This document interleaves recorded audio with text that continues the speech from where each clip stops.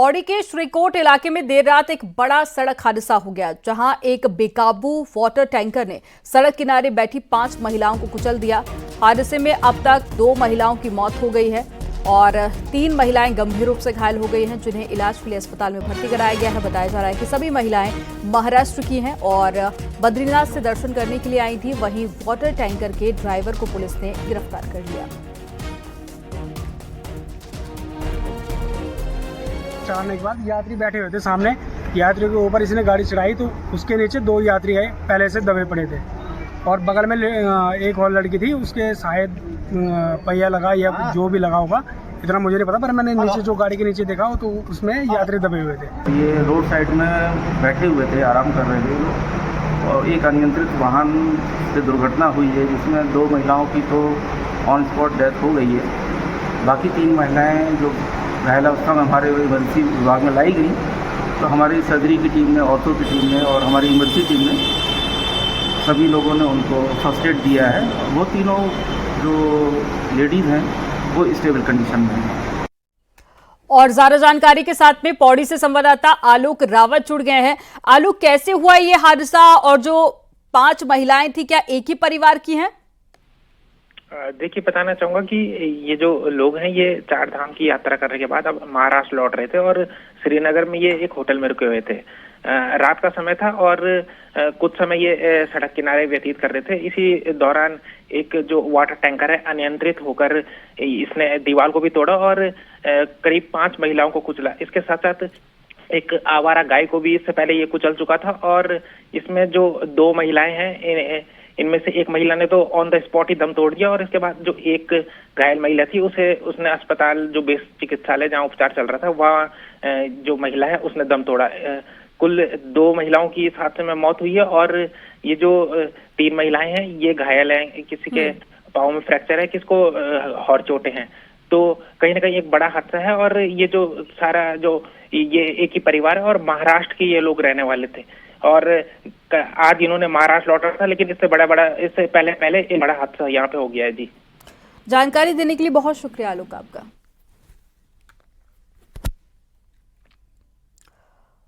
पौड़ी से बड़ी खबर आ रही है, जहां पर एक बेकाबू कार गहरी खाई में गिर गई है। हादसे में 4 लोग गंभीर रूप से घायल हो गए। घायलों को अस्पताल में भर्ती कराया गया। पाटीसेंट से बुआखाल आ रही थी कार। एक बड़ी खबर आपको बता रहे हैं, 4 लोग गंभीर रूप से घायल हो गए हैं, जिनका अस्पताल में इलाज जारी है।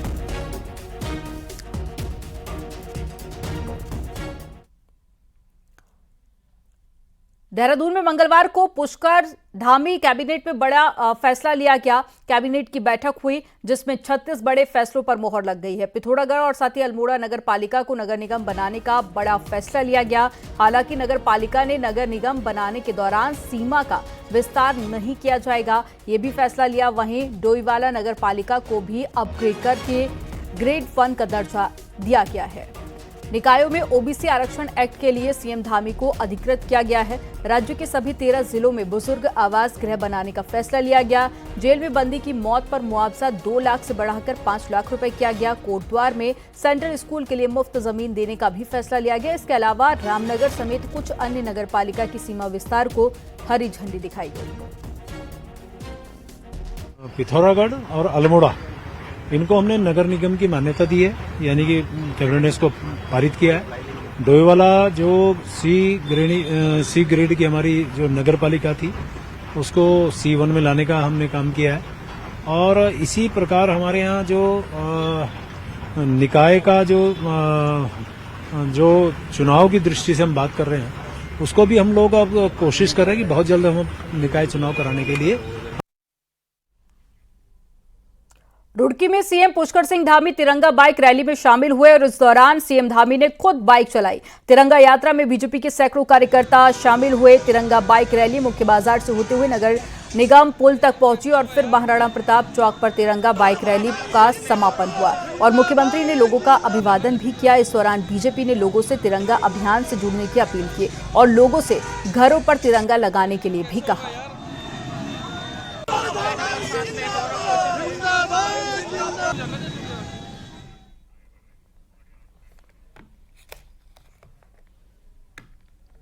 उत्तराखंड कांग्रेस में कुछ विधायक अलग अलग वजह से संगठन से नाराज बताए जा रहे हैं। सूत्रों के हवाले से खबर है कि 4 विधायक अपने अपने क्षेत्र के मुद्दों को लेकर नाराज हैं। सोमवार को दिल्ली में कांग्रेस विधायकों की प्रभारी शैलजा के साथ में मीटिंग हुई, जिसमें कुछ विधायकों ने प्रभारी से अलग से मिलने का वक्त मांगा। सूत्रों का दावा है कि नाराजगी की बात पर विधायकों ने प्रभारी शैलजा से मुलाकात के लिए वक्त मांगा, तो मंगलवार को करीब 14 विधायकों ने एक एक करके अलग अलग अपनी बात प्रभारी को बताई। वहीं पहले देहरादून लौटे नेता विपक्ष यशपाल आर्य ने पहले दिन की मीटिंग के बारे में बताया। केदारनाथ उपचुनाव, निकाय चुनाव और पंचायत और साथ ही कोऑपरेटिव के चुनाव को लेकर बात हुई। सभी माननीय विधायकों ने सुझाव भी दिए और क्या हमारी रूपरेखा होनी चाहिए, क्या रणनीति होनी चाहिए, इस संदर्भ में अपने क्षेत्रों के बारे में भी और पूरे प्रदेश के क्या हालात हैं, क्या स्थितियां हैं, चर्चा की गई। न्याय की बात की गई है, सामाजिक और आर्थिक न्याय की, उन पर विशेष फोकस किया गया है। उसके अलावा जाति जनगणना को लेकर भी गंभीर चर्चा हुई है, जिसमें दिशा निर्देश मिले और जल्दी ही एक डॉक्यूमेंट सभी प्रदेश अध्यक्षों को भेजा जाएगा। अफसरों की एक गलती ने वित्त विभाग की किरकिरी करवा दी है। अगले हफ्ते गैरसैंण में होने वाले विधानसभा सत्र में अनुपूरक बजट भी रखा जाएगा। इसकी जानकारी न विभागीय मंत्री को देना जरूरी समझा गया और न ही विपक्ष को। अब मामला राजनीतिक रंग ले रहा है। रिपोर्ट आपको दिखाते हैं।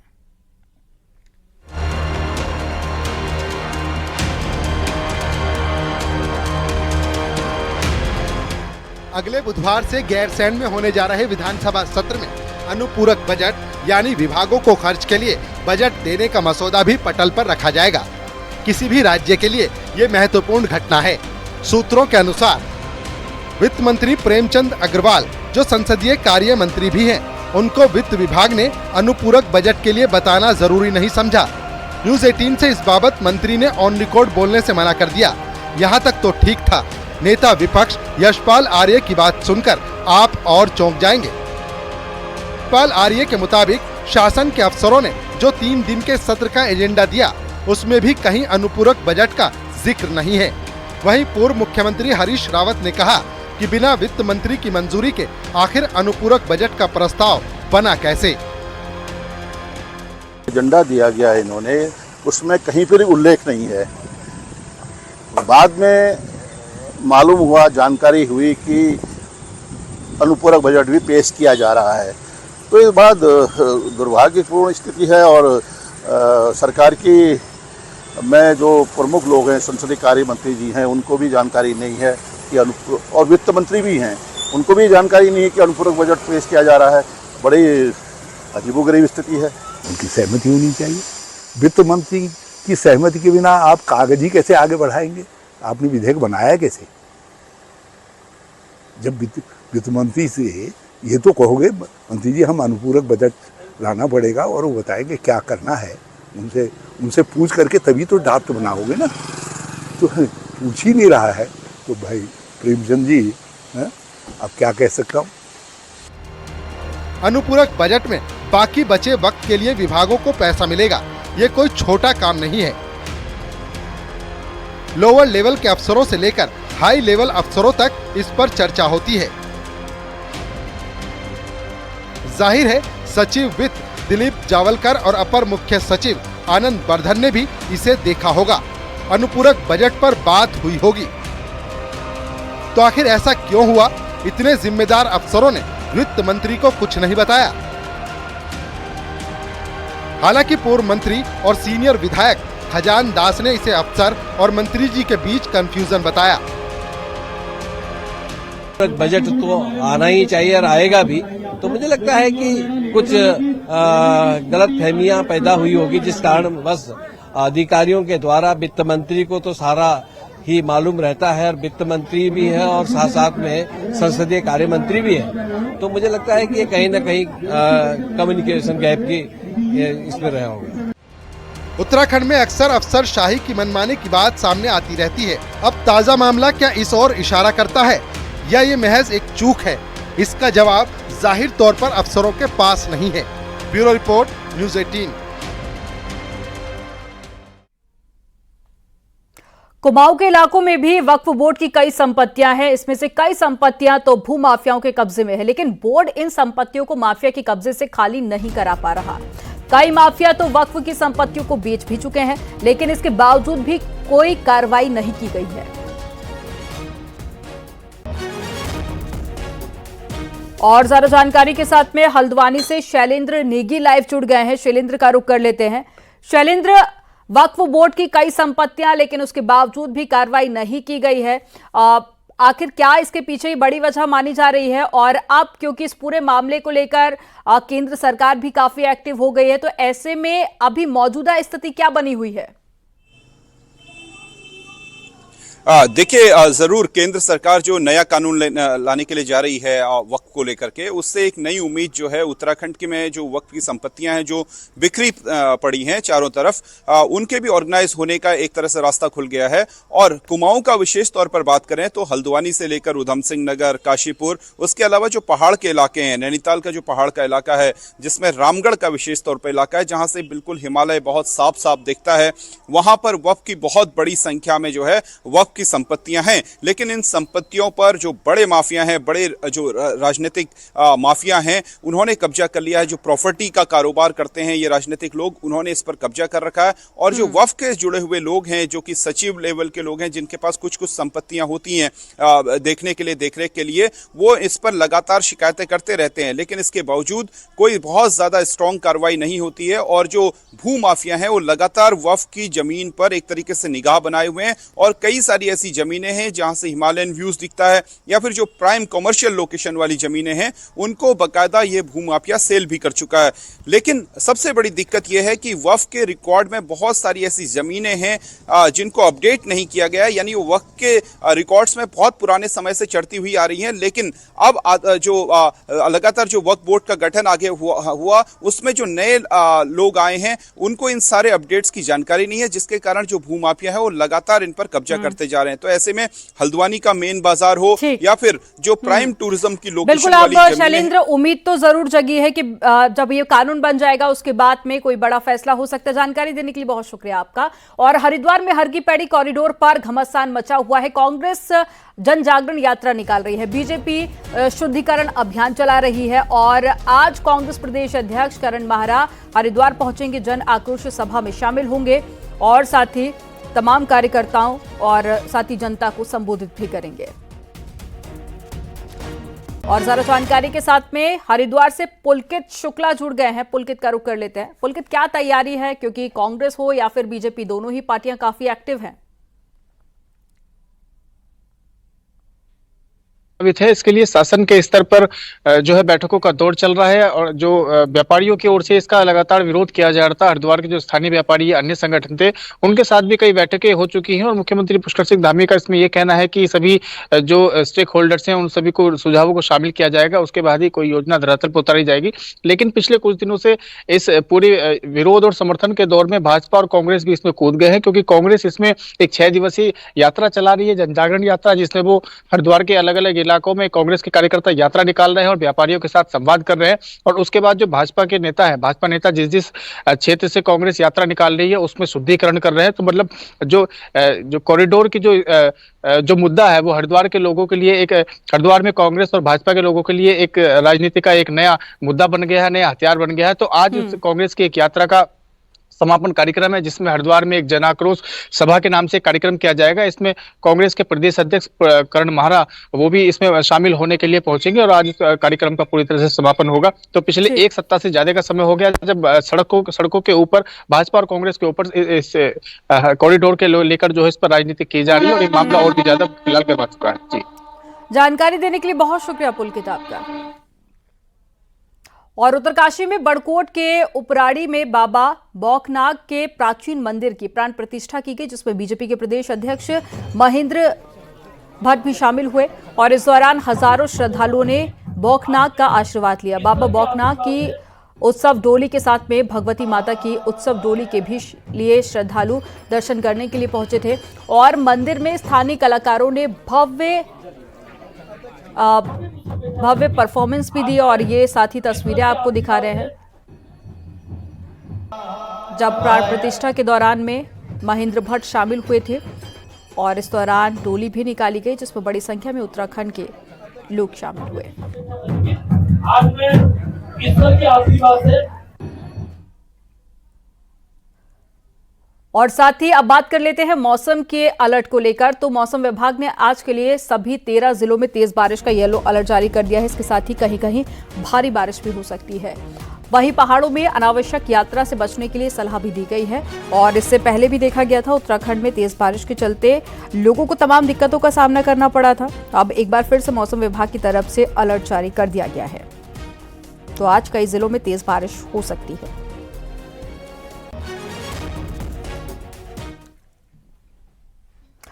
अब एक ऐसी खबर जो एक चट्टान से शुरू होती है और पोल खोल देती है पूरे सरकारी सिस्टम के, क्योंकि अफसर तो अपनी नौकरी बचा लेते हैं लेकिन नतीजा जनता को भुगतना पड़ता है। एक रिपोर्ट आपको दिखाते हैं इसी से जुड़ी हुई।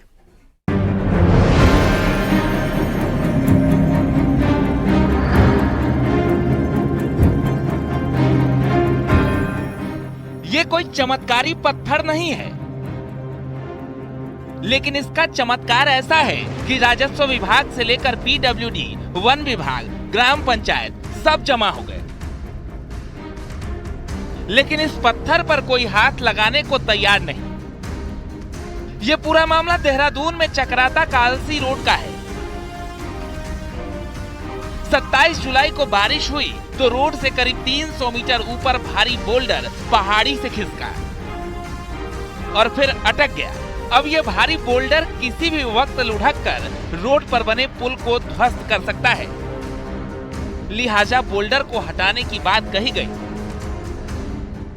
अब पिछले 2 हफ्तों से पीडब्ल्यूडी, वन विभाग, पटवारी, तहसीलदार और यहाँ तक कि एसडीएम लेवल पर लेटर वॉर छिड़ा हुआ है, लेकिन बोल्डर हटाने को कोई भी तैयार नहीं है। वो पत्थर हमने भी देखा है और देख के जो है पहले हमने फॉरेस्ट को, उसके बाद पीडब्ल्यूडी को, जो भी, क्योंकि वन पंचायत की वो स्थान है, तो ये पत्राचार भी हुआ है और उसके समाधान के बारे में खोजा भी जा रहा है। अब देखिए कि एक बोल्डर के पीछे पूरा सिस्टम कैसे कागज खेल रहा है। 30 जुलाई को पीडब्ल्यूडी इंजीनियर ने डीएफओ चकराता और एसडीएम कालसी को लेटर लिखा। पीडब्ल्यूडी ने अपने लेटर में लिखा, बोल्डर रोड से 300 मीटर ऊपर है, लिहाजा ये पीडब्ल्यूडी की सीमा में नहीं आता। एसडीएम कालसी ने इसी लेटर पर तहसीलदार को लेटर लिख दिया। 5 अगस्त को तहसीलदार से भू स्वामित्व की जांच मांगी। अब तहसीलदार ने यही लेटर पटवारी को फॉरवर्ड कर दिया। पटवारी ने जांच की और खसरा नंबर तक लिख कर भेज दिया। इसके बाद एक बार फिर तहसीलदार एसडीएम तक लेटर पहुंचे। एसडीएम ने पीडब्ल्यूडी, वन पंचायत को फिर से लेटर लिखा। 1 हफ्ते में बोल्डर हटाने का निर्देश दिया। अब हालात ये हैं कि इतनी ज्यादा लिखा पढ़ी होने के बाद भी बोल्डर जस का तस खड़ा है और लोगों की जान पर आफत बना हुआ है। लेकिन हाँ, अधिकारियों ने जरूर लेटर खेलकर अपना काम पूरा कर लिया। अब भी बोल्डर कब हटेगा कोई नहीं जानता। पीडब्ल्यूडी के अधिशासी अभियंता से भी बात हुई आज अभी, उनके द्वारा अवगत कराया गया कि तकनीकी जो डिपार्टमेंट्स हैं, खासतौर से टीएचडीसी और यूजीवीएन, इनसे उनकी वार्ता चल रही है और शीघ्र ही इसका जो है निराकरण किया जाएगा। अब लापरवाही की हद देखिए। मॉनसून सीजन में कभी भी बोल्डर गिर सकता है और बोल्डर गिरा तो पुल ध्वस्त होगा, जिससे जौनसार भावर के करीब 400 गांवों का संपर्क पूरी तरह से कट जाएगा। लेकिन सिस्टम और अधिकारियों को इससे क्या, उन्होंने लेटर लिखना था, लिख दिया। फाइल बनानी थी, बना ली। अब बोल्डर हटे या ना हटे, इससे अधिकारियों को क्या मतलब। चकराता से कुलदीप चौहान के साथ सुनील नप्रभात, न्यूज़ 18। बोल्डर के इस मामले ने तूल पकड़ा तो देहरादून में आला अफसरों तक ये बात पहुंची और आपदा प्रबंधन सचिव ने मामले को गंभीरता से लेते हुए तुरंत इसे हटाने के निर्देश भी दे दिए हैं।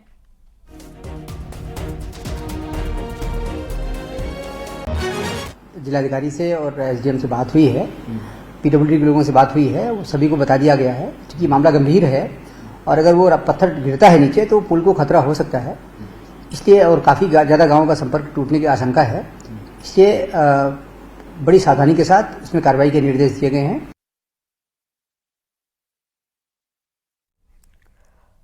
और चलिए अब आपको दिखाते हैं पहाड़ टॉप 10।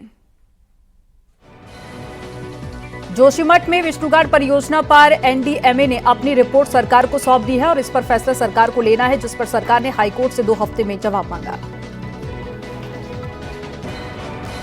बांग्लादेश में मची उथल-पुथल के बीच में हिंदू समुदाय के साथ में हो रहे अत्याचार के विरोध में वीर सावरकर संगठन ने देहरादून में प्रदर्शन किया।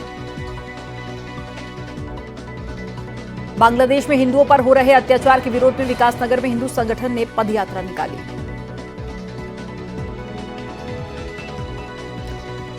कोलकाता बलात्कार और मर्डर केस में विरोध में श्रीनगर मेडिकल कॉलेज के स्टूडेंट और इंटर्न डॉक्टरों ने कैंडल मार्च निकाला।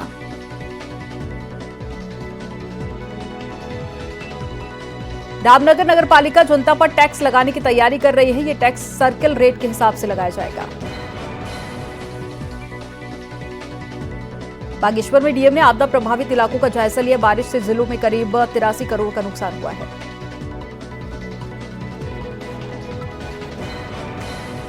अल्मोड़ा में जलाभिषेक यात्रा निकाली गई। यात्रा सिद्ध नौले से होते हुए पूरे बाजार में निकाली गई।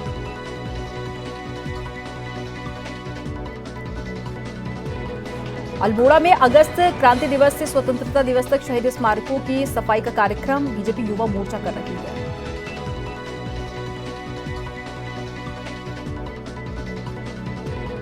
पौड़ी में मुख्यमंत्री खिलाड़ी प्रोत्साहन योजना के लिए 200 खिलाड़ियों का चयन शुरू हो गया है।